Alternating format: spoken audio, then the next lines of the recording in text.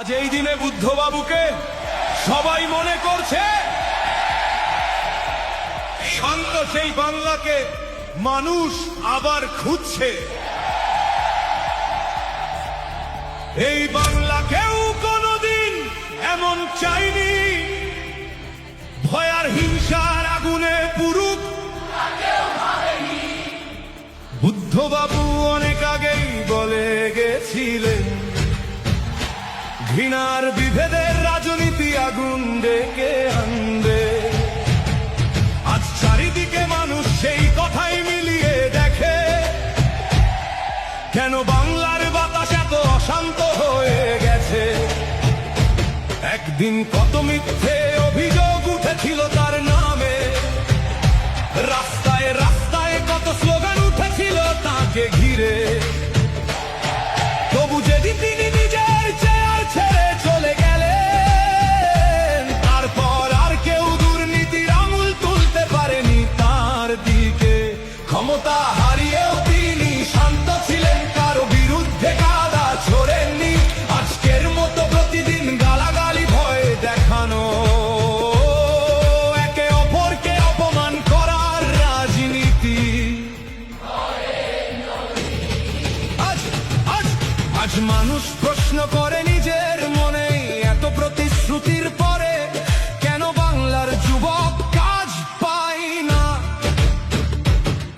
কেন শিক্ষিত ছেলেমেয়েরা রাস্তায় বসে থাকে? কেন চাকরির নামে শুধু অপেক্ষার হতাশা বাড়ে? ধর্মের নামে রাজনীতি আর কতদিন চলবে? মানুষকে ভাগ করে কতদিন ভোট নেওয়া হবে? আমরা ঘৃণা চাই না, আমরা শান্তি চাই না, আমরা শিক্ষা চাই, কর্ম চাই, নিরাপদ ভবিষ্যৎ চাই। আজ বাংলার মানুষ ক্লান্ত এই বিষাক্ত পরিবেশে, চারিদিকে শুধু কাদা ছড়াছড়ি আর দোষারোপ। ভাইপোতন্ত্র আর ক্ষমতার অহংকার দেখে দেখে সাধারণ মানুষ আজ ভিতরে ভিতরে ক্ষুব্ধ। তোমাদের এই শাসনের পতনের সুর শুরু হয়েছে। মানুষ এখন সব বুঝতে শিখেছে।